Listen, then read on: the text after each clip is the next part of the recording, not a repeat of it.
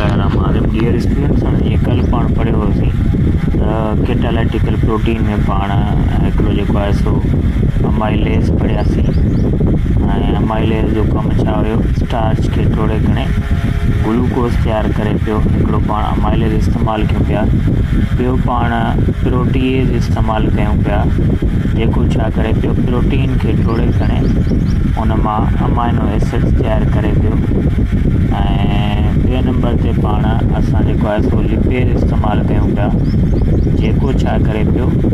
जेको लिपिड खे टोड़े खणे उन मां फैटी एसिड्स जेके आहिनि उहे तयारु करे पियो। ऐं कल्ह असां इहा पढ़ीसीं, माना अमाइलेज स्टार्च खे टोड़े थो ग्लूकोज़ में, प्रोटीएज प्रोटीन खे टोड़े थो अमाइनो एसिड में, लिपिड जेको आहे लिपेज जेको आहे लिपिड खे टोड़े थो फैटी एसिड्स में।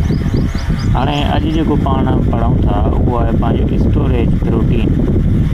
हाणे स्टोरेज प्रोटीन जो मक़सदु इहो आहे त अहिड़ियूं प्रोटीन्स पंहिंजे जिस्म जे अंदरि जेके चाहे असांजा प्लांट्स हुजनि या चाहे असांजा जेके आहिनि एनिमल्स हुजनि, उन्हनि जे अंदरि जेकॾहिं उहा छा थी करे प्रोटीन स्टोर थिए थी, माना हिकु जाइ ते गॾु थिए थी, त उनखे पाण स्टोरेज प्रोटीन्स चऊं था।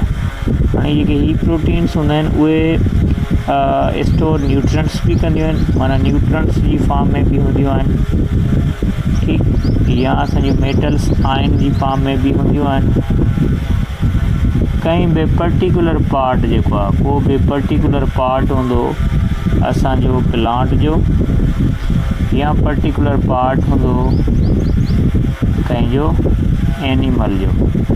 चाहे पर्टिकुलर पार्ट असांजो प्लांट जो हुजे या चाहे पर्टिकुलर पार्ट जेको आहे एनिमल जो हुजे, उन ॿिन्ही में उहे जेके आहिनि प्रोटीन खे स्टोर कंदियूं। उहा जेका प्रोटीन हूंदी उहा छा जी फॉर्म में हूंदी?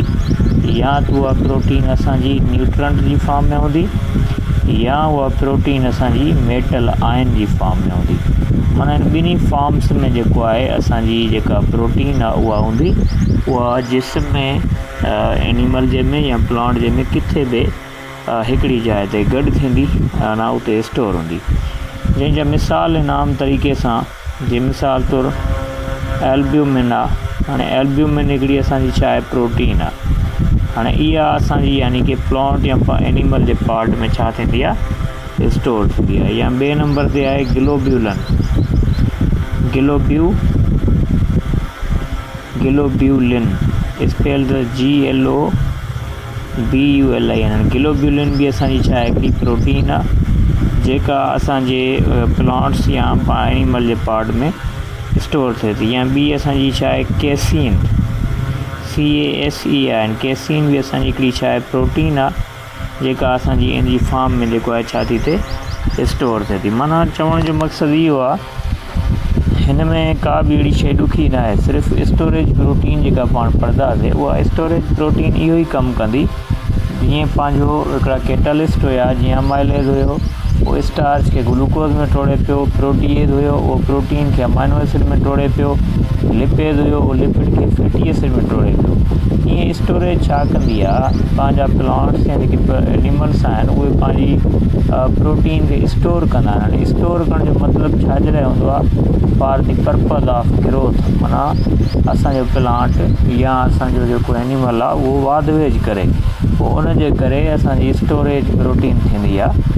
उहा स्टोरेज प्रोटीन या न्यूट्रिएंट्स जी फॉर्म में हूंदी आहे या मेटल आयन जी फॉर्म में हूंदी आहे।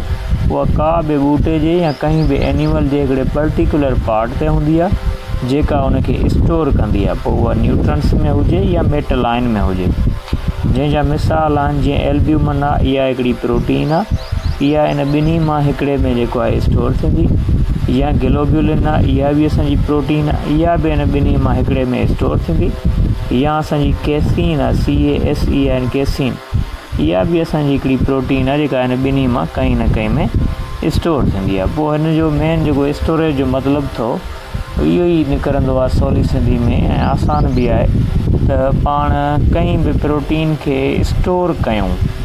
ऐं स्टोर को पुछे त छाजे लाइ कयूं? स्टोर जो मेन मक़सदु इहो हूंदो आहे त असांजी जेका बॉडी आहे, चाहे उहा एनिमल जी बॉडी हुजे चाहे उहा प्लांट जी बॉडी हुजे उहा ग्रोथ कंदी आहे। हाणे ज़ाहिरी ॻाल्हि आहे ग्रोथ कंदी आहे जेका शइ त उन में का न का शइ असां ॾींदासीं त उहा उनखे स्टोर कंदी। पोइ उन खां अलावा उहा का बि शइ बॉडी वाध वेझ नथी करे सघे, उन जे करे असां स्टोरेज कंदा आहियूं प्रोटीन्स जी।